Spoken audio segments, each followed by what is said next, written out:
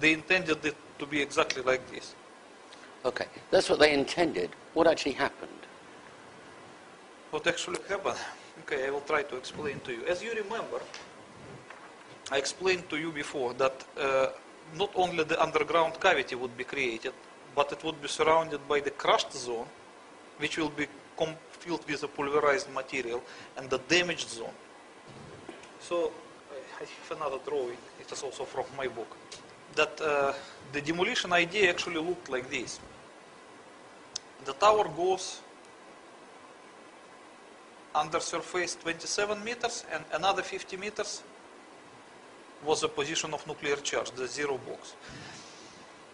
And the after cavity will look like this, after the explosion 100 meters. So the tower is supposed just to disappear into the cavity.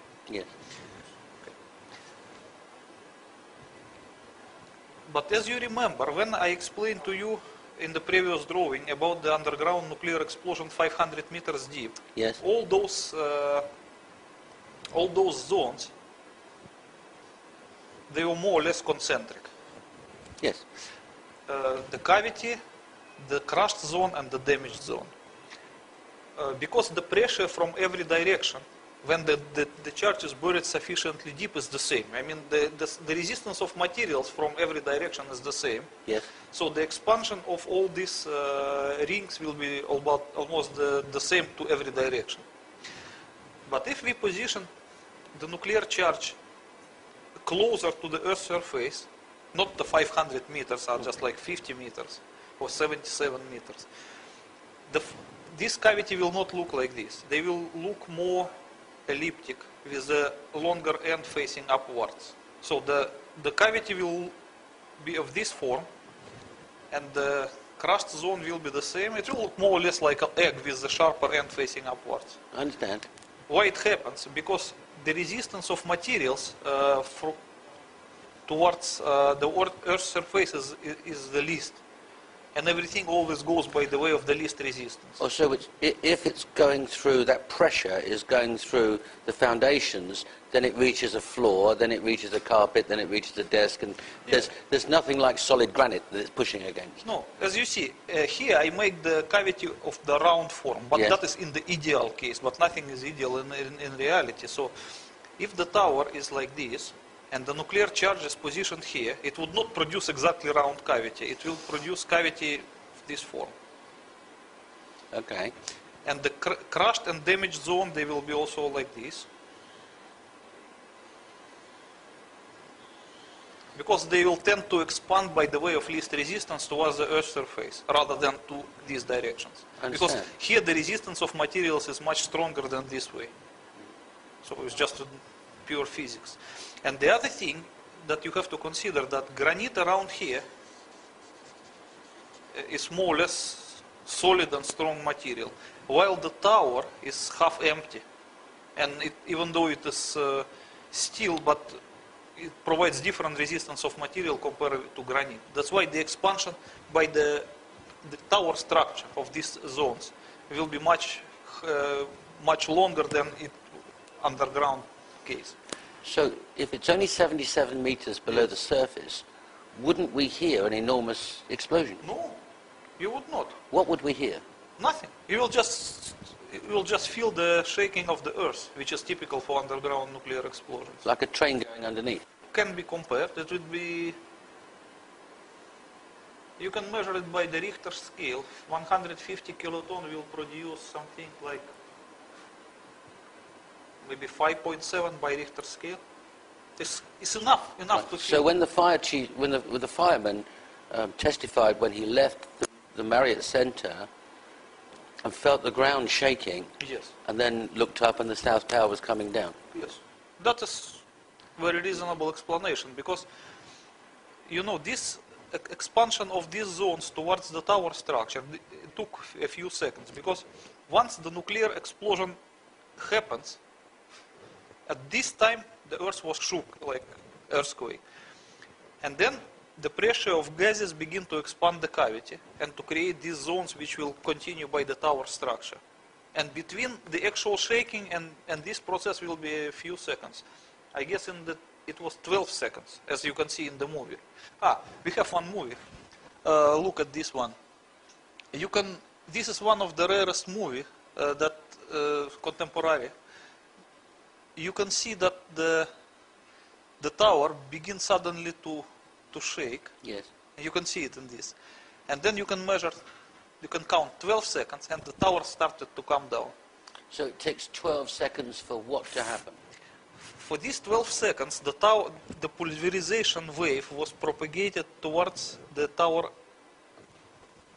towards the pulverization. Yes. That means the pressure causing a crash zone?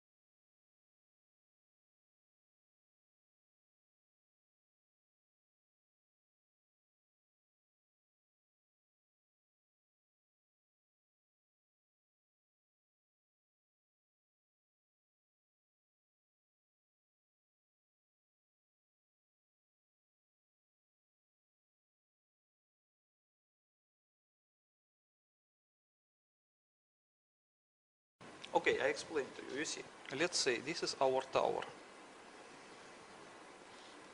And this is the Earth's surface. Our nuclear charge is here. The first, it will create a primary size of the cavity. In result, it will be because of the disappearance of the rock. It will be evaporated. And then the pressure of the gases, which is a former rock, will try to expand the cavity. So it will expand the cavity a little bit. And then the next area will be already compressed by this process. So it will create the three zones. The outer one is a damaged zone. This is the border of damaged zone. And this is the border of crushed zone. And this is the border of the cavity. And all of them will expand, mostly to this direction.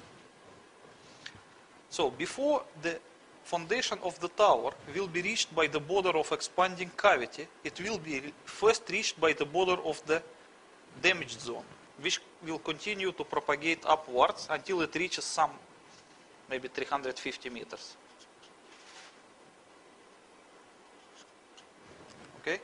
And then it will be followed by the border of the crushed zone, which will continue the same way until it reaches maybe 300 meters. And only then it will be reached by the end of the expanding cavity. So in this process, as you can see, the first tower will be damaged into small pieces until 350 meters. And immediately it will be also pulverized up to 300 meters. So this will be dust, complete microscopic dust. So the Very tower, typical the for the crushed steel, zone. the computers, the desks, the chairs, the Even carpet, the human beings. dust. Everything will be just transformed to complete microscopic dust. And this area will be damaged into small debris. And because the tower was above 400 meters, this part will be still undamaged, means solid and heavy. So by the gravitational forces, it will, in the next second, it will just press down